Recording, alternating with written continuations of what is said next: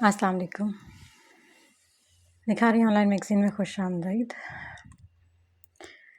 قفس طوبہ کرم قسط نمبر 20 حصہ 2۔ مجھے یاد ہے تیری ہر قسم، مجھے حفظ ہے تیری ہر ادا، میں تو ایک قفس میں قید ہوں، تو کیوں چپ ہے؟ تجھے کیا ہوا؟ میرے ارد گرد جو مدار ہے، یہ جو حسرتوں کی قطار ہے، میں اسی میں ہوں پھنسا ہوا، مجھے بھول جا کہ میں مر چکا۔ وال کلاک صبح کے 11 بجا رہی تھی، لیکن سوئیوں کی ٹک ٹک کمرے کی خاموشی توڑنے میں بری طرح ناکام رہی تھی۔ وہ کھڑکی کے پاس کھڑی زریز کو دیکھ رہی تھی۔ باہر سے آتی ٹھنڈی ہوا بھی اس وقت ابرش کے جسم کی حدت کم کرنے کی طاقت نہیں رکھتی تھی، کیونکہ اس کا وجود غم کی آگ میں جھلس چکا تھا۔ آنکھوں سے بہنے والے آنسو اب گالوں پر خشک ہو کر اپنے نشان چھوڑ چکے تھے، جبکہ اس کی آنکھیں پتھریلی اور ہر تاثر سے خالی تھیں۔ ڈاکٹر نے اسے تسلی دی تھی، کہا تھا کہ زریز کو جلد ہی ہوش آ جائے گا، مگر اسے کسی صورت چین نہیں آ رہا تھا۔ اگر اجازت ہو تو اندر آ جاؤ مس ابر شہباد۔ دروازے سے آتی نسوانی آواز نے اسے چونکا دیا۔ آئلہ سینے پر ہاتھ باندھے تمسخرانہ مسکرا رہی تھی۔ دفع ہو جاؤ یہاں سے۔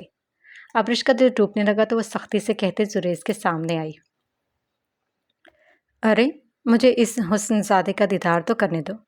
ویسے تم دونوں کی قسمت کافی خراب ہے، بلکہ یوں کہنا چاہیے کہ تمہاری بدبختی نے زریز کو بھی اپنی لپیٹ میں لے لیا۔ افسوس۔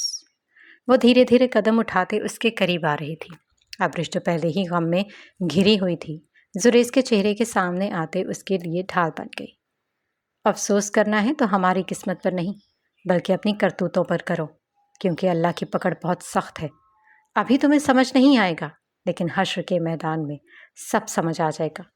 اور پتہ ہے آئلہ، مجھے تم پر ترس آتا ہے، تم پر بھی اور تمہارے اس غلیظ شوہر پر بھی۔ تم یہاں ہمارا مذاق اڑانے آئی ہو نا؟ لو دیکھ لو، ہم تو تمہارے سامنے ہی ہیں، دیکھو تو صحیح، ہمارے چہروں پر لعنت نہیں ٹپک رہی۔ دیکھو ہم مشکلات میں ہونے کے باوجود ایک دوسرے کے ساتھ ہیں، تم ہمارا کیا مذاق اڑاؤ گی؟ اس کے لہجے میں سکون اور تحمل تھا۔ آئلہ کو حیرت نے آن گھیرا۔ تم تو اپنا مذاق بنوا رہی ہو، کیا تمہیں کبھی کسی نے بتایا ہے کہ تمہارا چہرہ کس قدر منحوس ہے؟ وہ بولی تو آئلہ نے بے اختیار اپنے چہرے کو چھوا، پھر غصے سے اس کی طرف بڑھی۔ خبردار، پیچھے رہو اور یہاں سے دفع ہو جاؤ، ورنہ میں تمہارے ساتھ وہ کروں گی جس کا تم تصور بھی نہیں کر سکتی۔ اس کی آواز دھیمی اور لہجہ کاٹدار تھا۔ تم مجھے دھمکی دے رہی ہو؟ آئلہ کو میں تمہیں چھوڑوں گی نہیں۔ اپنی بے عزتی پر آئلہ نے اس کے چہرے پر تھپڑ مارنا چاہا، مگر ابرش نے اس کا ہاتھ پکڑتے ایک زوردار تھپڑ اس کے منہ پر رسید کر دیا۔ آئلہ کی آنکھوں میں سرخی آنے لگی تھی۔ وہ خونخوار نظروں سے ابرش کو دیکھتے اس سے اپنا ہاتھ چھڑانے کی کوشش کرنے لگی، لیکن ابرش دانت بھینچے اسے مضبوطی سے پکڑے ہوئے تھی۔ میری بد دعا ہے کہ تمہیں کبھی سکون نہ ملے، تم کبھی خوش نہ رہو، اللہ تم سے تمہارا سب کچھ چھین لے، تمہیں لمبی زندگی ملے لیکن وہ زندگی موت سے بدتر ہو، میری بد دعا ہے آئلہ۔ بس بھابھی۔ وہ ساکت آنکھوں سے آئلہ کو دیکھتے بد دعا دے رہی تھی جب آدم نے کمرے میں داخل ہوتے اسے مزید کچھ کہنے سے روکا۔ اور تم نکلو یہاں سے۔ آگے بڑھ کر اس نے آئلہ کا ہاتھ ابرش کی گرفت سے چھڑوایا تو آئلہ اس پر ایک چبھتی نگاہ ڈال کر گالیاں دیتی باہر چلی گئی، جبکہ ابرش نے آدم سے نظریں چراتے اپنا رخ موڑا اور خود کو پرسکون کرنے کے لیے اپنے دل پر ہاتھ رکھ کر گہرے گہرے سانس لینے لگی۔ یا اللہ، میرے اللہ۔ اس کی گھبراہٹ اس کے جسم کی حرکت سے واضح تھی۔ آدم کو سوچنے کے بعد اس کے سامنے آیا۔ آئی ایم سوری، میں تعبیر کو لینے گیا تھا۔ وہ شرمندگی سے بولا تو ابرش نے آنکھیں کھول کر اسے دیکھا۔ کچھ وقت اکیلے گزارنا چاہتی ہوں، پلیز۔ وہ ایک بار پھر آدم کے سامنے ٹوٹنا نہیں چاہتی تھی، اس لیے اس نے التجا کی، تو آدم چند پل زریز کو دیکھنے کے بعد باہر چلا گیا، جبکہ ابرش لمحے کے آخری حصے میں ٹوٹ کر زریز کے پاس بیٹھی اور اس کا ہاتھ تھام کر اپنی آنکھوں سے لگاتے اپنے آنسوؤں سے سارے باندھ دیے۔ آپ کو اپنی ابرش کا واسطہ ہے زریز، ہوش میں آ جائیں، بات کریں مجھ سے، مجھے بتائیں کہ آپ ٹھیک ہیں۔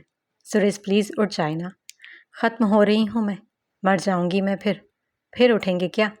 مجھ پہ کچھ تو ترس کھا لیں مجھ پہ، دیکھیں میں کس طرح کانپ رہی ہوں، آپ کے سینے سے لگنا چاہتی ہوں، آپ کی آواز سننا چاہتی ہوں، اپنی آنکھیں کھولیں نا پلیز۔ सुरेश बस कर दे।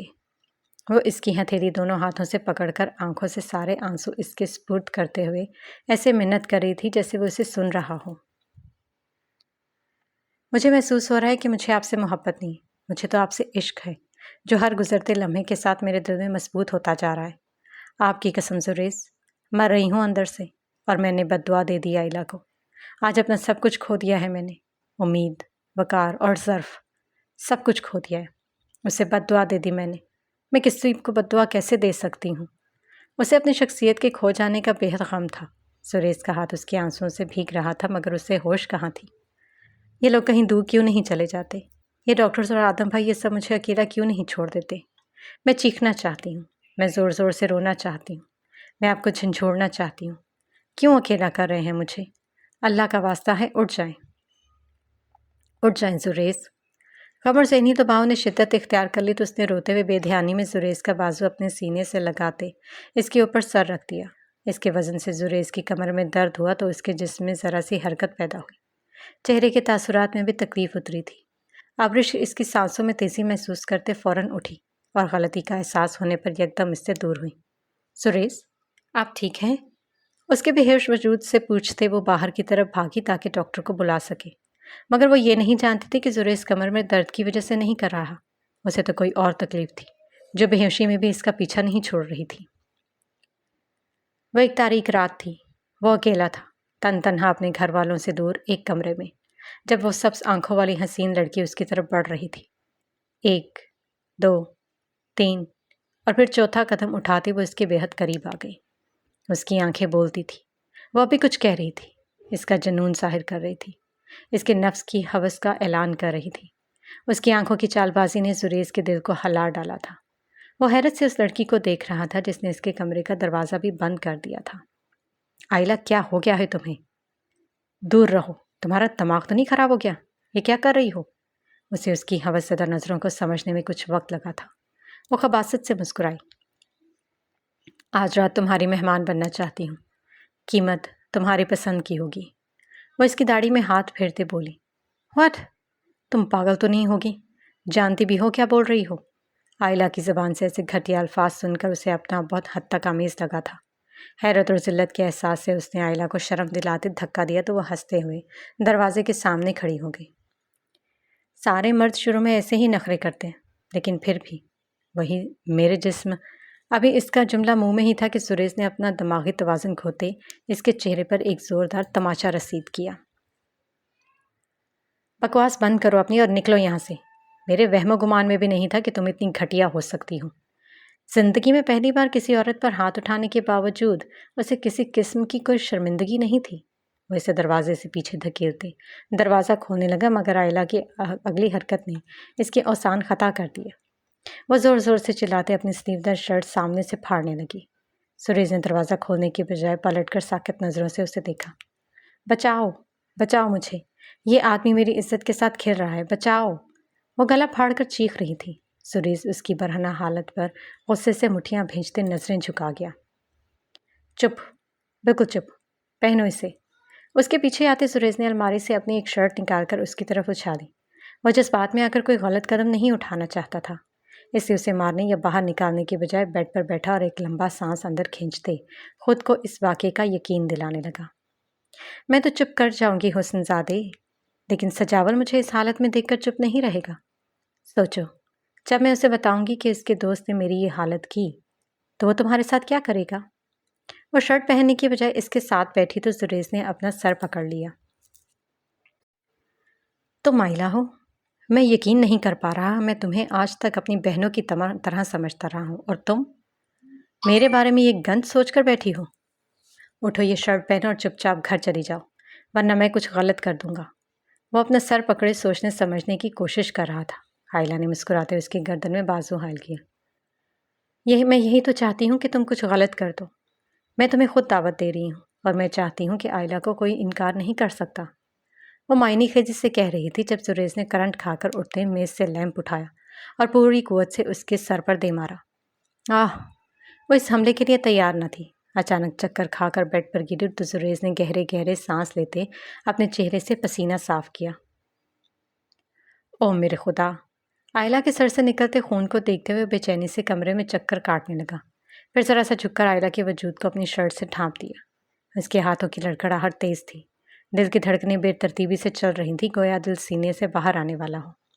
چہرے پر پسینے کی بوندیں واضح تھیں، اور پھر اس نے کچھ سوچتے ہوئے الماری کھولی اور بیگ میں ضروری سامان ڈالتے کمرے سے باہر نکل گیا۔ وہ جانتا تھا کہ وہ اگر یہاں سے بھاگ گیا تو سارا الزام اس پر آئے گا، لیکن اس کے باوجود اسے فی الوقت یہی ٹھیک لگا تھا، اس لیے وہ بیگ کندھے پر ڈالے تیزی سے بھاگ رہا تھا، ہانپتا ہوا۔ خوف اور ذلت کے ملے جلے تاثرات لیے وہ سنسان سڑک پر بھاگ رہا تھا۔ تبھی وہ لڑکھڑایا اور اوندھے منہ سڑک پر جا گرا۔ اس کے منہ سے سسکاری نکلی اور حال میں بیٹھی ابرش اس کے سسکنے پر اسٹول سے اٹھ کر اس کے پاس آئی۔ سریش، کیا ہو رہا ہے آپ کو؟ ابھی تو ڈاکٹر چیک کر کے گئے ہیں۔ وہ اس کی بگڑتی حالت پر بے قرار ہوتے ڈاکٹرز کو آواز دینے لگی تو 2 ڈاکٹرز ایک لمحے کی دیر کیے بغیر اندر آئے تھے۔ آدم بھی ان کے ساتھ ہی اندر داخل ہوا تھا۔ وہ اسے جو آکسیجن ماسک لگا کر سانس لینے کی کوشش کر رہے تھے، مگر وہ ماضی میں ہی کہیں پھنسا ہوا تھا۔ اس کی انگلیوں کی حرکت اور پلکوں کو اٹھانے کی کوشش ابرش کو خون کے آنسو رلا رہی تھی۔ تبھی سریش نے اپنا سر دائیں بائیں ہلاتے سینہ اوپر کی طرف اٹھایا تو ابرش کا سانس اٹکنے لگا۔ ڈاکٹر اسے انجیکشن لگا کر پرسکون کرنے کی کوشش کر رہے تھے، مگر اسے محسوس ہونا تھا کہ اس کے بازو پر لوہے کی سلاخیں رکھی جا رہی ہوں۔ جیل کے کمرے میں قید اس بے گناہ قیدی کے جسم کو داغا جا رہا تھا۔ اس کی کمر پر بیلٹ سے وار کیے جا رہے تھے۔ اسے محسوس ہو رہا تھا کہ کوئی اس کے بال پکڑ کر اس کا سر دیوار میں مار رہا ہے۔ اسے محسوس ہو رہا تھا کہ اس کی رگوں میں نشے کا زہر گردش کرنے لگا ہے۔ سانس اکھڑا۔ آکسیجن ماسک اپنے وجود پر شرمندہ تھا کہ وہ ایک زخمی روح کو آکسیجن نہیں دے پا رہا۔ تبھی اس کے ہاتھوں کی حرکت میں تیزی آئی تو ابرش نے روتے ہوئے اس کے پیر چومے۔ یا اللہ، سریش کی حفاظت کر، یا میرے خدا میرے سریش کو بچا لے پلیز، تجھے تیرے رحیم ہونے کا واسطہ۔ سریش، آدم بھائی چھوڑے مجھے، سریش کو میری ضرورت ہے۔ وہ ڈاکٹرز اور آدم کی پرواہ کیے بغیر بلند آواز میں دعا مانگ رہی تھی۔ جب ڈاکٹرز نے اشارے پر آدم نے اسے بازو سے پکڑ کر زریش سے دور کیا۔ زریش کو لگا کہ کسی نے ابرش کو کھینچ کر اس سے الگ کیا ہے۔ وہ کسی اندھیری جگہ پر قید تھی، چیخ رہی تھی، اسے پکار رہی تھی، مگر وہ کچھ نہیں کر پا رہا تھا۔ وہ سڑک کے درمیان بیٹھا تھا، دیوانگی کی حدود پار کرتے ابرش کے حادثے پر رو رہا تھا۔ وہ پولیس اسٹیشن میں تھا، پاگل پن کی حدود پار کرتے لڑ رہا تھا۔ وہ ہسپتال کے مردہ خانے میں تھا، سجدے میں جھکا، عشق کی حدود پار کرتے ہوئے بلک رہا تھا۔ اسے محسوس ہوا کہ ابرش اس سے دور جا رہی ہے۔ آکسیجن ماسک اپنی تگودو میں کامیاب ہوا اور اس کی بکھری سانسیں سمیٹنے لگا۔ اس کا تڑپتا وجود انجیکشن کے اثر سے ڈھیلا پڑنے لگا، مگر پلکوں کی جنبش اب تک باقی تھی۔ وہ ہوش میں تھا، وہ اسے دیکھنا چاہتا تھا، مگر کوئی بھار اسے روکے ہوئے تھی۔ انزائٹی اٹیک ہوا ہے، آپ لوگ زیادہ پریشان نہ ہو، کچھ دیر تک یہ ٹھیک ہو جائیں گے، اور اب یہ ہوش میں آ چکے ہیں، لیکن ابھی سانس کی تنگی کی وجہ سے بول نہیں سکیں گے، اس لیے آپ انہیں ڈسٹرب نہ کریں اور ریلیکس رہیں۔ ڈاکٹر نے سکون کا سانس لیتے ابرش کو صورتحال بتائی، مگر وہ کسی کی بھی بات کا پرواہ کیے بغیر آدم کی گرفت سے بازو چھڑواتے زریش کی طرف لپکی اور اس کا سر اٹھاتے اپنے سینے سے لگا لیا۔ میں پاس ہوں آپ کے، ابرش آپ کے پاس ہے، سریش میری جان، میں آپ کے پاس ہوں، میں پاس ہوں۔ وہ اس کے سر پر ہاتھ پھیرتے مسلسل ایک ہی جملہ بولتے ہوئے اپنے آنسو اس کے چہرے پر گرا رہی تھی۔ نرس نے اسے پیچھے کرنے کی کوشش کی، مگر وہ بے نیاز سی بس زریش کے ماتھے پر سر ٹکاتے اپنی موجودگی کا احساس دلا رہی تھی۔ میں پاس ہوں، بس ریلیکس رہیں، سب ٹھیک ہے۔ میرا زریش تو بہت مضبوط ہے نا، سانس لیں آرام سے۔ اور آپ نے ہی تو کہا تھا نا کہ میں آپ کا آکسیجن ماسک ہوں، تو پھر اب سانس کی تنگی کس لیے؟ اس کے چہرے کو تھامے وہ اسے سرگوشی کر رہی تھی، اور وہ بھی اس کی باتیں سن رہا تھا، اس کے لمس کو محسوس کر رہا تھا، مگر وہ آنکھیں کھولنے کی کوشش میں ناکام تھا۔ اسے دیکھ کر تسلی دینا چاہتا تھا، مگر وہ صرف اسے محسوس کر سکتا تھا۔ ان کا خیال رکھیں اور کچھ کھلائیں۔ ڈاکٹر آدم کو نصیحت کرتے باہر نکلا تو آدم نے اپنی آنکھ کی نمی صاف کی اور سر جھکاتے صوفے پر بیٹھ گیا۔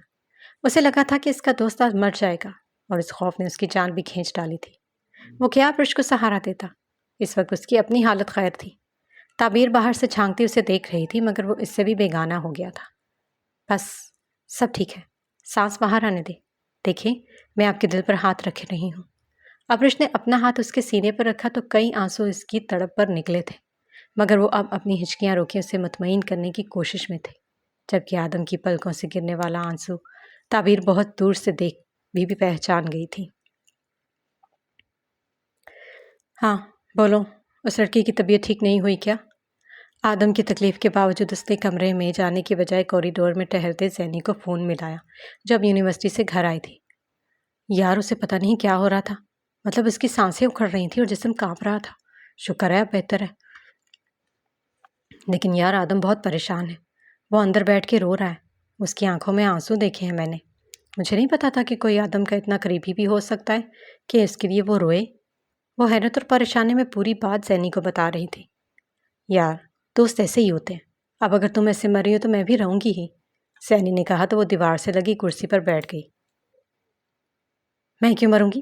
ویسے بھی مجھے آدم نے بتایا کہ اس کے دوست کو ہارٹ اٹیک ہوا تھا، پھر فائرنگ ہوئی تو اسے چوٹ لگ گئی تھی، اس لیے وہ ذہنی دباؤ کا شکار ہے۔ تم اس کے دوست کے لیے دعا کرو۔ مجھے بھی رونا آ رہا ہے اب۔ وہ نازک دل کی زریز کی حالت پر خود بھی رنجیدہ تھی۔ تمہیں آدم وہاں اس لیے لے کر گیا تاکہ تم اس کے دوست کی بیوی کو حوصلہ دو، اور تم خود رونے بیٹھ گئی ہو۔ اچھا تم ایک کام کرو، کیفے سے جوس اور بسکٹ لا کر کھاؤ اور آدم کو بھی دو تاکہ وہ بھی حوصلہ رکھے۔ اور ہاں، اس لڑکی کا خیال رکھنا، جب ہم کسی کی مشکل میں وقت میں کام کرتے ہیں نا تو اللہ ہماری بھی مدد کرتا ہے۔ وہ اپنی عادت کے مطابق اسے نصیحتیں کرنے لگی۔ تعبیر نے سمجھتے ہوئے سر ہلایا جیسے وہ اسے ہی دیکھ رہی ہو۔ میں جوس تو لے آؤں لیکن میرے پاس پیسے نہیں ہیں۔ ایک نئی مصیبت کھڑی تھی۔ اف تعبیر، اچھا چھوڑو، تم اندر جا کر آدم کے پاس بیٹھو یا اسے باہر بلا رہو، میں اب فریش ہونے لگی ہوں، تم اپنا خیال رکھنا۔ زینی نے فون بند کیا تو وہ کمرے میں جانے کی نیت سے اٹھی، مگر باہر نکلتے آدم نے اس کے قدم روک دیا۔ آدم تم کیوں رو رہے تھے؟ پلیز مت رو۔ وہ روحانسی ہو گئی تو آدم نے اپنا سر مسلا۔ نہیں رو رہا۔ ادھر دیکھو آدم، میں نے تمہیں بہت محبت کرتی ہوں اور تمہیں اداس نہیں دیکھ سکتی۔ وہ بولی تو آدم نے چڑھ کر اسے دیکھا۔ بولا ہے نا کہ اداس نہیں ہوں، پھر ایک بات کے پیچھے کیوں پڑ گئی ہو؟ تمہیں یہاں اس لیے لایا تھا کہ تم بھابھی کا دل ہلکا کرو، مگر میں نے غلطی کی کیونکہ تمہیں تو اتنی عقل ہے نہیں کہ موقع کی مناسبت سے کام لو۔ وہ ساری پریشانی غصے کی صورت اس پر نکال گیا، جبکہ وہ دنگ سی رہ گئی۔ اب رونا مت، بیٹھو یہاں۔ اس کے گالوں پر آنسوؤں کی چمک دیکھ کر آدم کو اپنی غلطی کا احساس ہوا تو اس نے تعبیر کو کرسی پر بٹھایا اور خود بھی برابر والی کرسی پر بیٹھ گیا۔ تعبیر یار، اسے روتا دیکھ کر آدم نے دل ہی دل میں خود کو کوسا۔ مجھے پتا ہے تم اس وقت پریشان ہو، اس لیے مجھے ڈانٹ رہے ہو۔ مجھے ویسے ہی بات بات پر رونا آ جاتا ہے، تم میری فکر نہ کرو۔ اور زینی کہہ رہی تھی کہ میں تمہارے لیے جوس لے آؤں، مگر میرے پاس پیسے نہیں ہیں، تم خود ہی لے کر پی لو۔ اس نے نم آواز میں کہتے سمجھداری کا مظاہرہ کیا تو آدم اس کے آنسو پر نرم پڑتے مسکرایا۔ زینی نے کہا تھا، مطلب تمہیں خود میرا خیال نہیں آیا؟ وہ اب غصہ بھول چکا تھا۔ نہیں، مجھے بھی خیال ہے، لیکن جب تم رو رہے تو مجھے کچھ سمجھ میں نہیں آیا، اس لیے میں نے زینی کو کال کر دی۔ وہ ڈری سہمی سی خواہ خواہ میں وضاحت دے رہی تھی۔ اس کے یوں خوفزدہ ہونے پر آدم کو خود پر بے انتہا غصہ آیا۔ 4 سال گزر گئے تعبیر، اس عرصے میں تھوڑا سا تو میچیور ہو جاتی، ابھی بھی بچی ہی ہو۔ کیسے سنبھالوں گا میں تمہیں؟ وہ اب اس کا ہاتھ تھامے کہہ رہا تھا۔ مجھے نہیں پتا۔ وہ ناراض تھی۔ اچھا یہ رونا تو بند کرو اور ٹیشو دوں یا دوپٹے سے آنسو صاف کر لو گی؟ وہ اسے منانے کی کوشش کر رہا تھا۔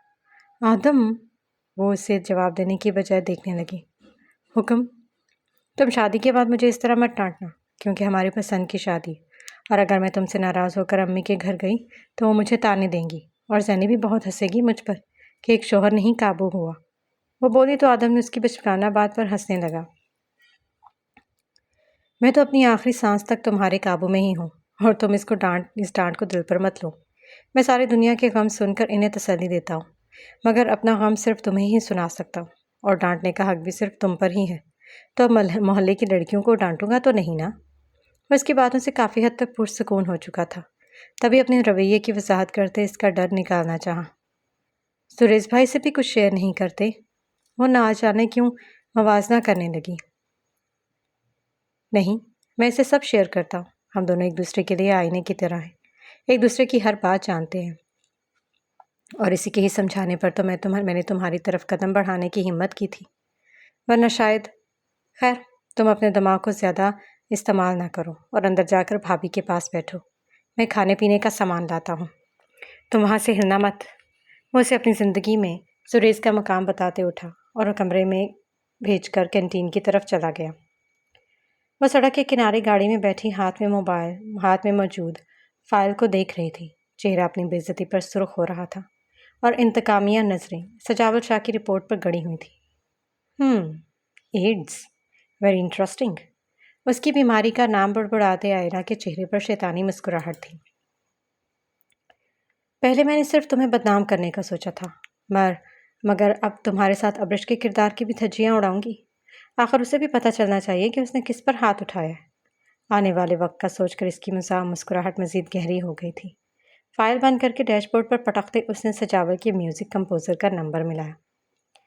سجاول شاہ کے میوزک کنسرٹ کا اعلان کرو۔ یہ کنسرٹ ٹی وی پر لائیو دکھایا جائے گا، اس سے ہر چیز کا بہترین انتظام ہونا چاہیے۔ میں تمہیں کچھ تصویریں بھیج رہی ہوں، ان کی ایک ویڈیو بنا کر کنسرٹ شروع کرنے سے پہلے اسکرین پر چلا دینا۔ وہ آگے کا لائحہ عمل مکمل طور پر تیار کر چکی تھی۔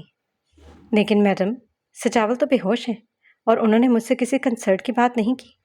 کمپوزر کو بات سمجھ نہ آئی تھی۔ میں نے جتنا کہا ہے اتنا کرو۔ یہ کنسرٹ دنیا کا انوکھا اور مشہور ترین کنسرٹ ہوگا اور تمہیں تمہاری محنت سے دگنا انعام دوں گی، اس لیے وینیو سوچ کر مجھے ای میل کر دینا۔ کل رات تک یہ کام ہو جانا چاہیے کیونکہ ہمارے پاس زیادہ وقت نہیں ہے۔ اس نے تحکمانہ لہجے میں کہتے چند تصویریں اسے بھیجی، جنہیں دیکھ کر وہ ہکا بکا رہ گیا۔ یہ تو سجاول کو یہ بیماری ہے؟ آپ اس کی ویڈیو بنوا کر دنیا کو دکھانا چاہتی ہیں؟ کمپوزر کی آواز حلق میں ہی اٹک گئی۔ آئلہ نے گاڑی سٹارٹ کرتے اپنا سر جھٹکا۔ بالکل، اور ایسے وحشی درندوں کا یہی انجام ہونا چاہیے۔ تم بھی اچھی طرح سوچ لو، کیونکہ اگر تم نے انکار کیا تو میں یہ کام کسی اور سے بھی کروا سکتی ہوں، مگر پھر میرا کوئی بھروسہ نہیں کہ میں سجاول کے ساتھ تمہیں بھی اس معاملے میں شریک کر لوں۔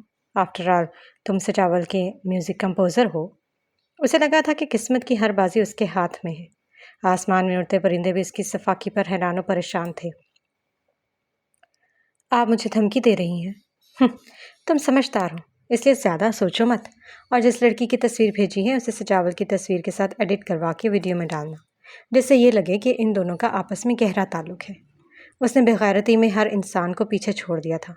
کمپوزر اسکرین پر نظر آتی لڑکی کو دیکھ رہا تھا، جس کی آنکھیں گہری اور بال گھنے تھے، لیکن اسے گردن میں لٹکتے لاکٹ نے چونکا دیا تھا، جس پر موتیوں سے ابرش کا نام درج تھا۔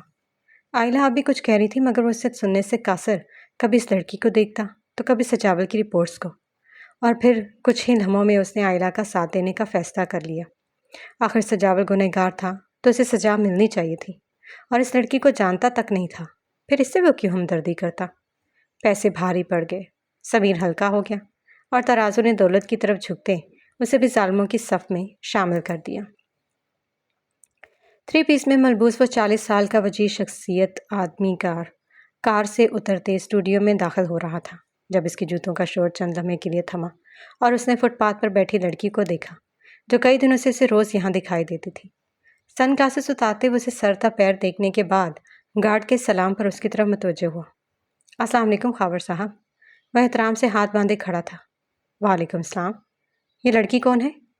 وہ اب دوبارہ ابیحہ کی طرف دیکھنے لگا، جو اس کی آمد سے بے خبر سر جھکائے بیٹھی تھی۔ یہ آپ سے ملنا چاہتی ہے، اس لیے ہر وقت یہاں بیٹھی رہتی ہے۔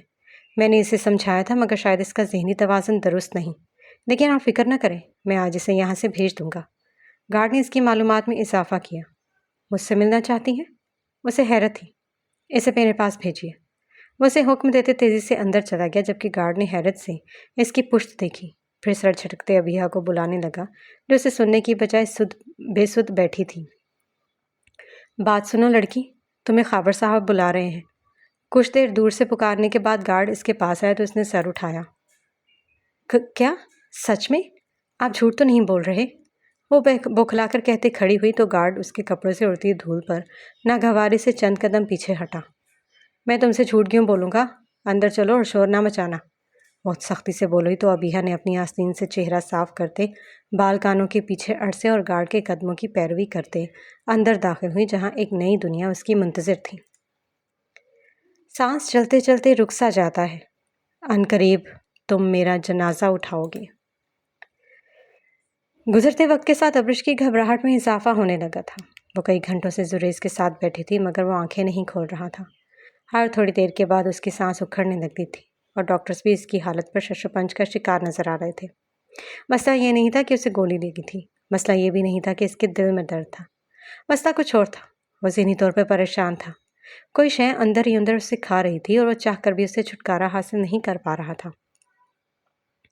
آئلہ کے یوں اچانک آنے پر وہ ماضی کے دردناک لمحوں میں کھو سا گیا تھا۔ کبھی سانس اٹکتی تھی تو کبھی دل رک جاتا تھا۔ ابرش اسے کبھی سینے سے لگاتی تو کبھی اس کا ہاتھ چوم کر اپنے ہونے کا یقین دلاتی، مگر وہ اس کے اندر چھڑی جنگ کے بارے میں کچھ نہیں جانتی تھی۔ وہ بھاگ رہا تھا، مسلسل، لگاتار، اس سنسان سڑک پر جب اس کا پیر پھسلا اور وہ اوندھے منہ گر گیا۔ اس کے سر سے خون کی بوندیں ٹپکنے لگی تھیں۔ درد تھا، تکلیف تھی، لیکن سب سے بڑھ کر خوف تھا، بدنامی اور رسوائی کا خوف۔ وہ اٹھا اور پھر پھولی ہوئی سانسوں کے ساتھ بھاگنے لگا۔ آئلہ کا بے ہوش وجود اس کے کمرے میں تھا اور وہ بھاگتا ہوا اپنے کلاس فیلو کے گھر چلا گیا۔ وہ رات بہت کٹھن تھی، وہ پوری رات سو نہیں پایا تھا۔ آئلہ کی غلیظ حرکت پر اس کی آنکھوں سے بار بار آنسو روا ہو رہے تھے۔ تم ٹھیک نہیں ہو زریز، چلو پولیس اسٹیشن چلتے ہیں، ہم اس لڑکی کا کمپلین کریں گے تو تمہاری بدنامی نہیں ہوگی۔ اس کے کلاس فیلو نے اس کی گھبراہٹ پر تسلی دی، مگر وہ اپنی ہتھیلیوں کو دیکھ رہا تھا۔ وہ میرے دوست کی بیوی ہے، میں نہیں چاہتا کہ اس کا گھر برباد ہو، وہ بے بسی سے بولا تھا۔ اسے یاد تھا کہ اسی وقت دروازے پر پولیس آ گئی تھی۔ اسے یاد تھا کہ اسے آئلہ کے ساتھ زبردستی کے الزام میں گرفتار کر لیا گیا تھا۔ لوگوں کو لگتا تھا کہ اس نے صرف 1 سال جیل کاٹی، مگر اس نے صرف 1 سال قید میں نہیں گزارے تھے، وہ پرانا قیدی تھا۔ ایک جھٹکے سے اس نے اپنے منہ سے آکسیجن کا ماسک اتارا اور آنکھیں کھولنے کی کوشش میں کامیاب ہوتے پلکوں کی بار اٹھا دی۔ سامنے اس کی بیوی تھی، وہ روتے ہوئے اسے کچھ کہہ رہی تھی، مگر وہ اس کی بات سن نہیں پا رہا تھا۔ زریز، میری جان، میں ابرش آپ کے پاس ہوں، وہ اس کا چہرہ تھپتھپاتے کہہ رہی تھی، اور صوفے پر بیٹھی تعبیر بھی اٹھ کر اس کے پاس آ گئی۔ ابرش آپ پریشان نہ ہو، انہیں ہوش آ رہا ہے۔ اس نے ابرش کو تھاما، مگر وہ زریز کو سینے سے لگائی اپنی دھڑکنیں اسے دے رہی تھی۔ زریز کو یاد آیا کہ امریکہ کی پولیس نے اسے قید میں ڈالنے سے پہلے سجاول سے ملنے کی اجازت دی تھی، اور تب سجاول نے اسے اپنی ڈرگ سمگلنگ کے بارے میں بتایا تھا۔ وہ زریز سے شدید ناراض تھا۔ اس نے اس کی بیوی کا فائدہ اٹھانے کی کوشش کی تھی، اور وہ اسے اپنے کاروبار کے بارے میں بتانے لگا تھا۔ میرا یقین کرو سجاول، یہ سب آئلہ کا کیا دھرا ہے، میں نے آج تک اس پر گندی نظر نہیں ڈالی، وہ تو میرے لیے بہنوں کی طرح ہے۔ وہ اپنے دوست کو اپنی بے گناہی کا یقین دلا رہا تھا، مگر سجاول نے پرواہ نہیں کی۔ ہاں، لیکن اس نے چند ماہ بعد زریز کو آزاد کروا لیا تھا، مگر ان چند ماہ میں امریکہ کی جیل میں اس بے گناہی قیدی نے اپنے دل میں یہ بات راسخ کر دی تھی کہ وہ سجاول اور آئلہ سے بدلہ لیے بغیر نہیں مرے گا۔ وہ جب چند ماہ بعد آسمان پر سورج دیکھ رہا تھا تو اس نے خود سے وعدہ کیا تھا کہ وہ سجاول کے بزنس کے بارے میں سب کو بتائے گا، اور اسی روز تو اسے اپنے اور ابرش کے رشتے کے بارے میں پتہ چلا تھا۔ وہ اس سے شادی نہیں کرنا چاہتا تھا، کیونکہ اسے ایک بہت بڑی جنگ لڑنی تھی، مگر پھر اس کا دل خود بخود اس رشتے کے لیے مان گیا۔ لوگ کہتے تھے کہ اس کے ساتھ بھی ابرش کی طرح زبردستی ہوئی، مگر زبردستی نہیں ہوئی تھی۔ اس کے لمس پر اس کی سانسیں کچھ بحال ہوئیں تو اس نے اپنی زندگی کے مجسم وجود کو دیکھا اور اپنے ہاتھ کو ذرا سی حرکت دیتے اس کے آنسو صاف کرنے چاہے۔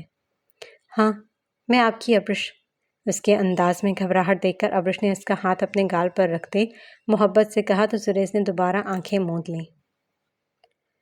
آنکھیں کھولیں زریز، اب آنکھیں بند مت کریں، مجھے دیکھیں، مجھ سے بات کریں پلیز، مجھے اور مت آزمائیں۔ وہ تڑپ کر بولی تو زریز نے اس کے چہرے پر اپنے ہاتھ کا دباؤ بڑھایا اور آنکھیں کھولتے مسکرانے کی کوشش کی۔ ابرش، الفاظ ٹوٹ کر ادا ہوئے تھے۔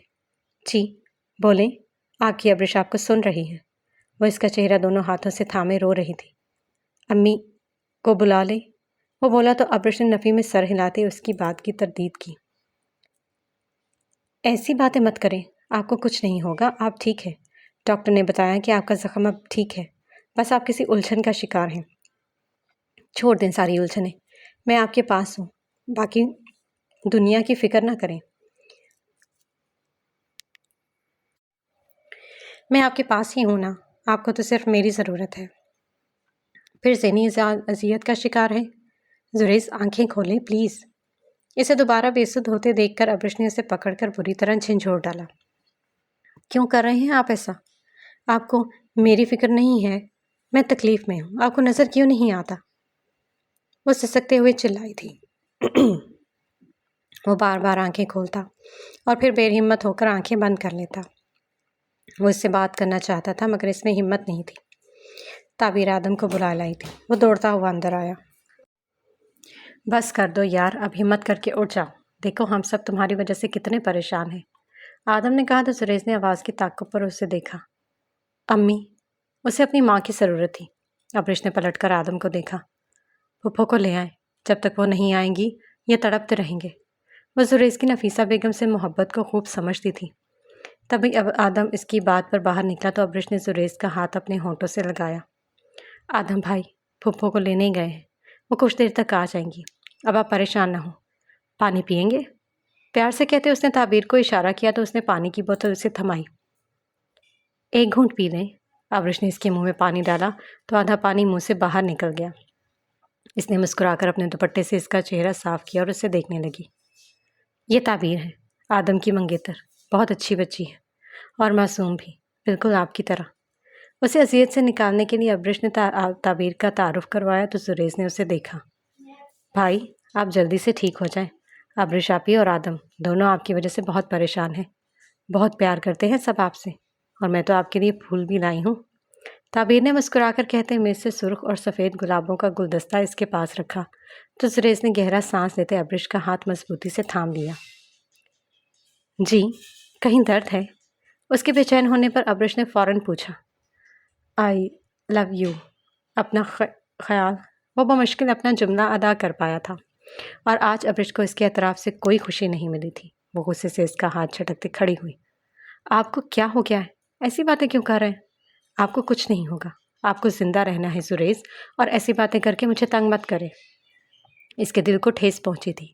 زریز نے کوئی جواب دینے کی بجائے آنکھیں بند کر لیں تو تعبیر ابرش کے قریب آ کر اس کے گلے لگی۔ وہ پریشانی میں ایسا بول رہے ہیں، ڈسٹرب ہے نا، اس لیے ان کی باتوں کو دل پر نہ لیں۔